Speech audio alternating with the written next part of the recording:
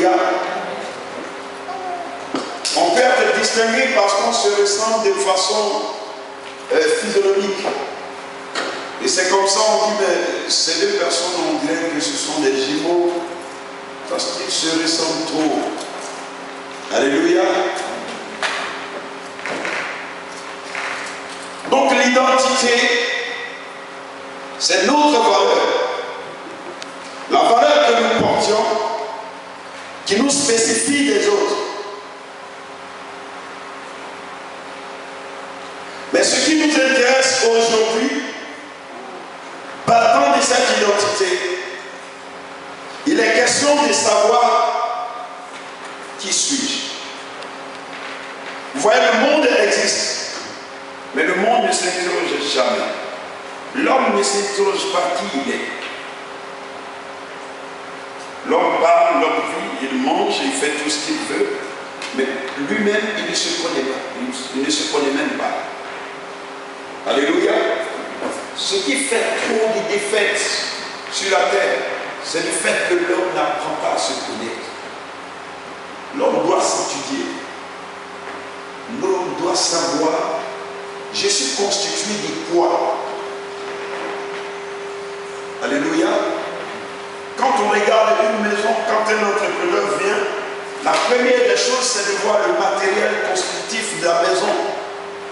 Et quand l'entrepreneur regarde, il examine, l'ingénieur en bâtiment regarde le bâtiment, il reconnaîtra tout de suite que cette maison, dans peu de temps, va s'écrouler quand une tempête viendra. Parce qu'il sait à quel moment et sur quelle portion du terrain il faut porter tel ou tel pilier. Et quand il va voir qu'une grande maison doit porter 5 piliers et qu'il retrouve 4 piliers, il reconnaît que cet architecte n'est pas compétent. Alléluia.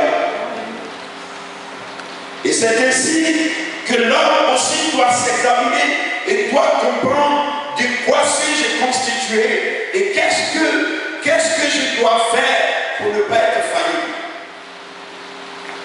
Alléluia. Même si tu ne sais pas qui tu es, quels que soient les petits problèmes qui vont arriver, tu seras emporté. Alléluia. Alors, ce qui nous intéresse, c'est de nous connaître aujourd'hui, nous-mêmes en tant qu'hommes. Il faut qu'on apprenne à se connaître. Et nous allons prendre la parole de Dieu, et la parole de Dieu va nous parler. Dieu va nous parler par sa parole. Nous allons prendre le livre de Genèse chapitre 1 au verset 26. Et une autre personne va prendre Genèse chapitre 2 au verset 7.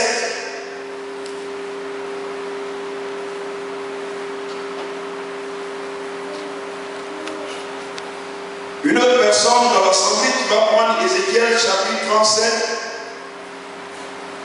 À partir du verset 1 au verset 6. Une autre personne va prendre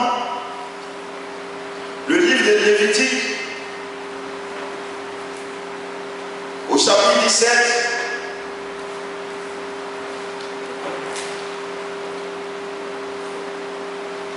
Alléluia. Genèse combien? Genèse chapitre 1, verset 26.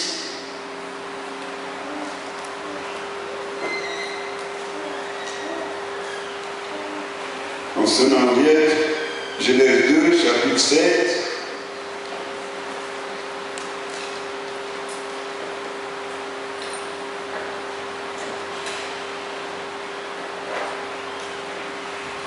La sœur Nénette va prendre Ézéchiel 37,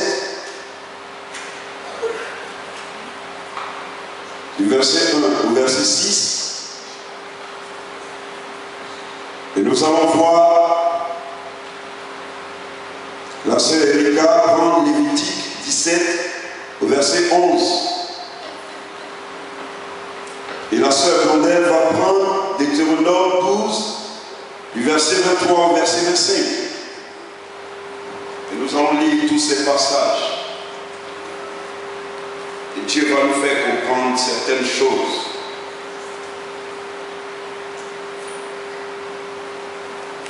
Alléluia. La sœur Henriette, l'évangéliste Alice, tu avais posé la question. J'ai cru que c'était pour te préparer à faire la lecture. Lis-nous Genèse 1, 26. Rapidement, parce qu'on a peu de temps, et nous devons prier parce que j'ai dit, je me rends compte qu'en ce moment, il y a beaucoup d'enfants de Dieu qui sont en train de traverser des difficultés. Beaucoup sont en train de tomber malades. Et le diable est en train de frapper par l'esprit des morts dans beaucoup de familles. Si je le dis, je suis un témoignage parce que je viens de perdre mon petit frère, le même père, même mère qui me suit directement. Et donc je suis en train de comprendre que l'Église doit se lever et l'Église doit dire non à certaines choses. Que le diable stoppe maintenant parce qu'il a assez joué. Amen. Amen. Genèse 1 à partir de 6. La parole. Amen. Puis Dieu dit, faisons l'homme à notre image, selon notre ressemblance, et qu'il domine sur les poissons de la mer, sur les oiseaux du ciel, sur le bétail, sur toute la terre et sur tous les reptiles qui rampent sur la terre. Amen. Amen. Je lis la parole du livre de Genèse 2, verset 7. Amen. L'Éternel Dieu façonna l'homme avec de la poussière du sol. Il lui insuffla dans les narines le souffle de vie, et l'homme devint un être vivant. Amen. Amen.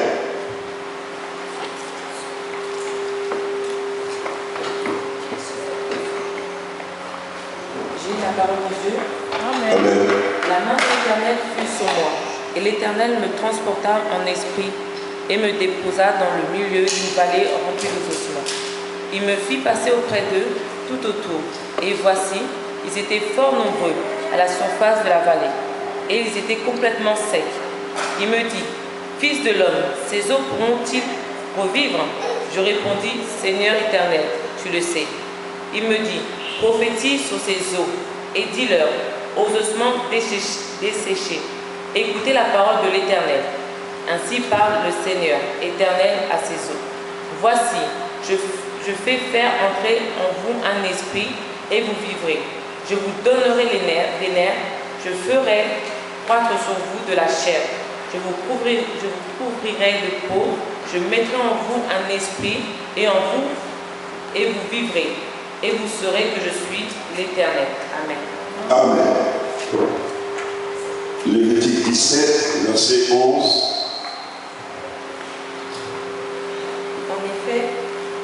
En effet, la vie d'un être est dans le sang. Je vous l'ai donné sur l'autel afin qu'il serve d'expiation pour vos âmes, car c'est par la vie que le sang fait l'expiation.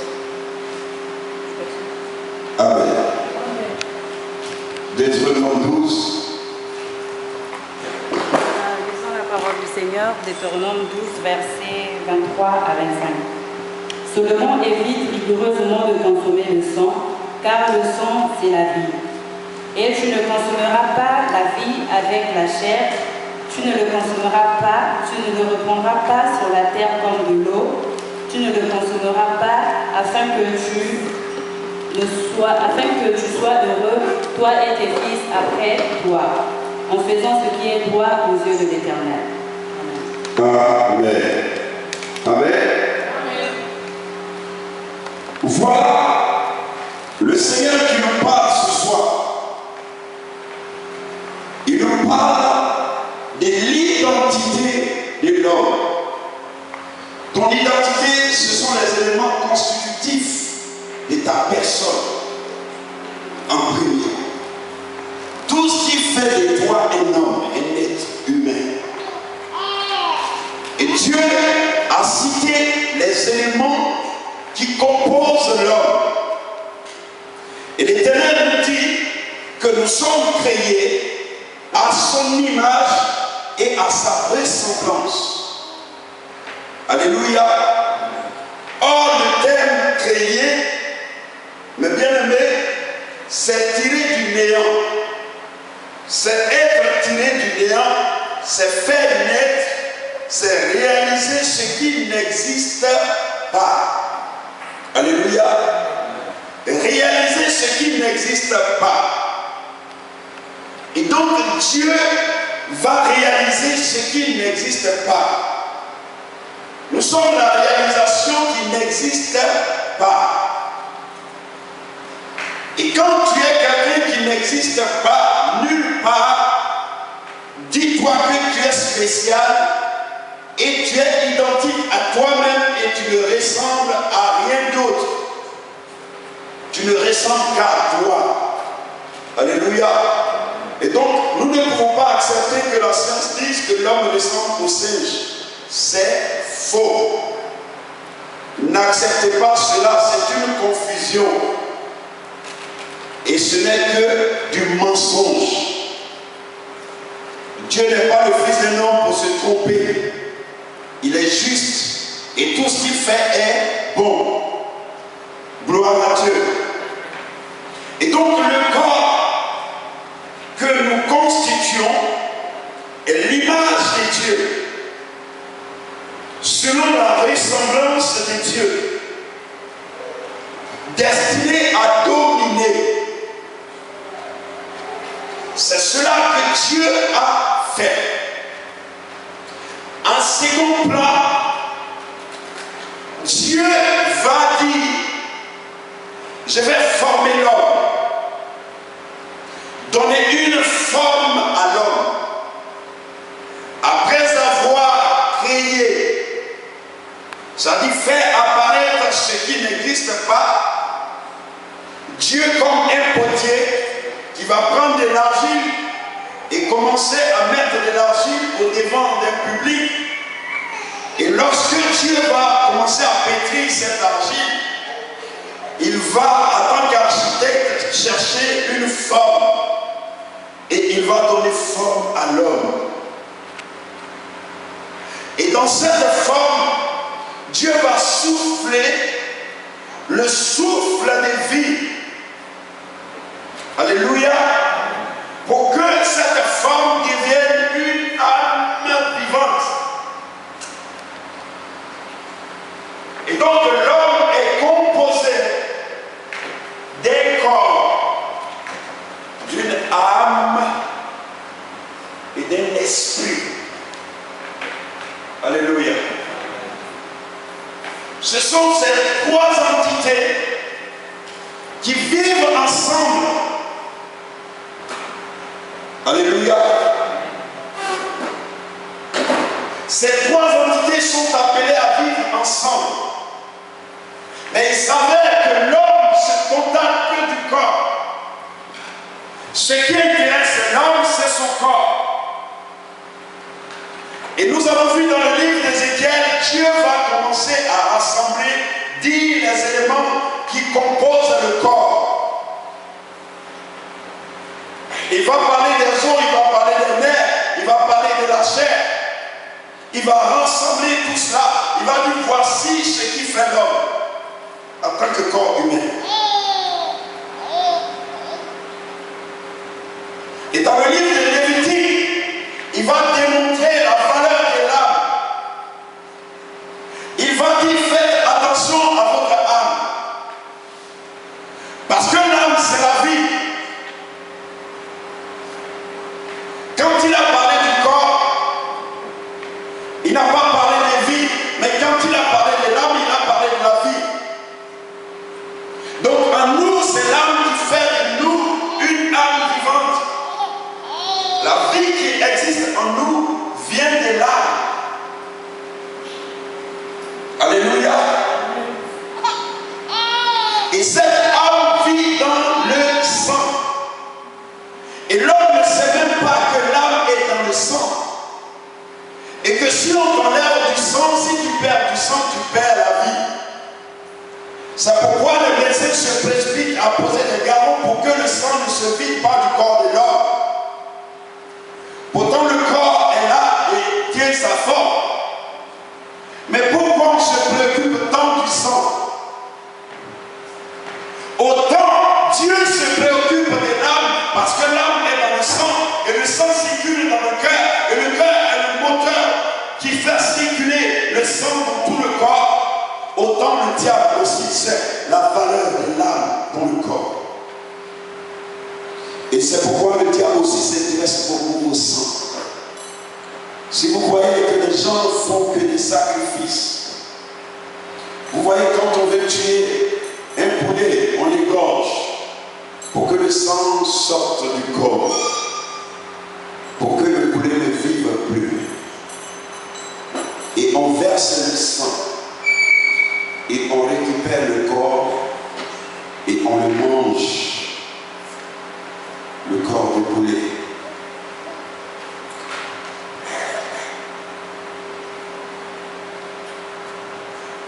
Alléluia.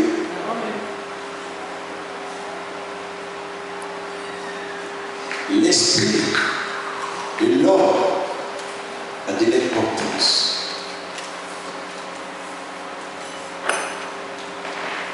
Je prends comme ça au moins 5 minutes. Vous allez voir tout à l'heure. Si elle ne se secoue pas, je ferme sa bouche, je vais boucler son œil.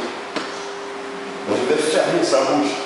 Vous allez voir tout à l'heure, elle va commencer à se débattre. Pourquoi? Parce que le souffle de vie n'entre plus et ne ressort plus. Le souffle, c'est l'esprit.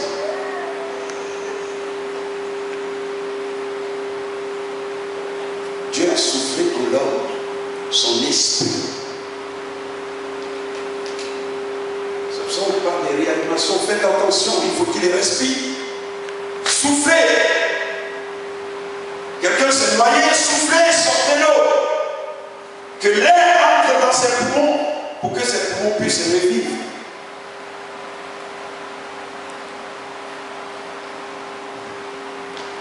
Et depuis que je commence à vouloir me connaître davantage, j'ai trop de problèmes avec le monde des ténèbres. Dès que tes yeux s'ouvrent, le diable va beaucoup s'intéresser à toi. Parce que tu vas éclairer beaucoup de personnes, de faire attention. Et c'est pourquoi les pharisiens, les scribes disaient, faites attention à ce Jésus-là. Vous voyez, il y a beaucoup de personnes qui sont en train de connaître la vérité. Si on ne met pas la main sur Jésus, vous allez voir qu'on va perdre même ceux qui sont avec nous. Si vous voyez que les hommes de Dieu, les servants de Dieu sont beaucoup attaqués, c'est parce qu'ils méditent beaucoup la parole de Dieu et vouloir connaître qu'est-ce que ce monde dans lequel nous sommes. Comment est-ce qu'il fonctionne? Qui sommes-nous et comment on peut maîtriser ce monde? Et plus tu cherches à maîtriser le monde par la connaissance de Dieu, plus celui qui se croit le prince du monde, le diable, va chercher à se lever contre. C'est quoi nos combats sont rudes? Plus que ceux qui n'ont pas encore la vérité, qui ne connaissent pas encore la parole de Dieu. Plus tu t'investis, plus tu es devenu un danger pour ça.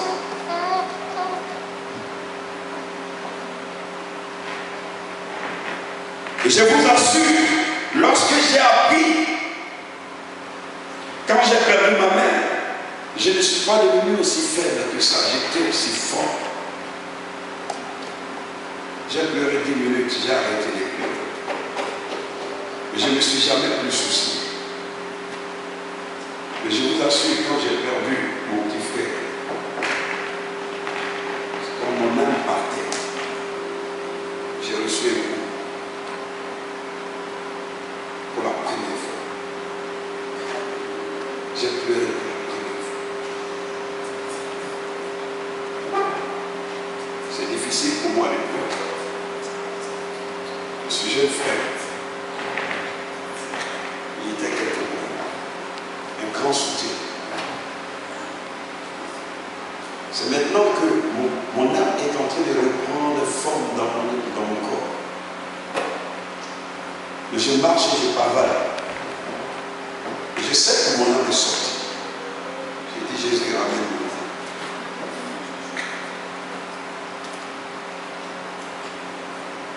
c'est rien. Tout ce que vous voyez, c'est rien. Si l'âme n'habite pas le corps, le corps n'est rien. Je voulais attirer l'attention des enfants de Dieu de ce qui doit nous préoccuper dans notre vie.